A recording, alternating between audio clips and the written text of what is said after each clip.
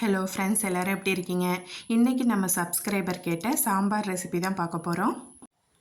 Lunch sambar, பாவக்காய் வறுவல், சாதம், வடகம் பொரிச்சது.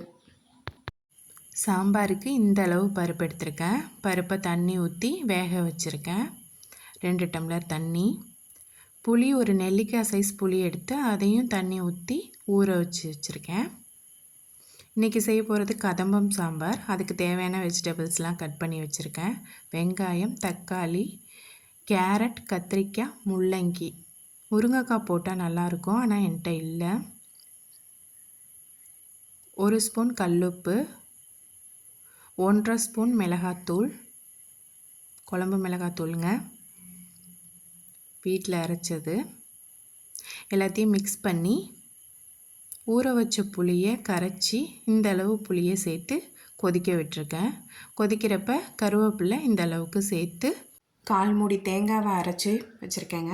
அதை சாம்பாரில் சேர்த்து ஒரு 5 நிமிஷம் மூடி போட்டு கொதிக்க விட வேண்டியதான். இப்போ ஒரு சின்ன எண்ணெய் சட்டியில் எண்ணெய் காய வச்சு வச்சுருக்கேன். காஞ்சதுக்கப்புறம் ஒரு 1/2 டீஸ்பூன் கடுகு, 1/4 டீஸ்பூன் பெருங்காயத்தூள், எந்த பெருங்காயத்தூள் வேணாலும் சேர்த்துக்கலாங்க. இதை எல்லாத்தையும் சேர்த்து பொரிஞ்சதுக்கப்புறம் இதை சாம்பாரில் சேர்த்து ஒரு 5 நிமிஷம் கொதிக்க விட வேண்டியதாங்க. கொதித்ததுக்கப்புறம் கொத்தமல்லி தழை கொஞ்சம் எடுத்து வச்சுருக்கேன். அதை சாம்பாரில் போட்டு சாம்பாரை இறக்கிட வேண்டியதான்.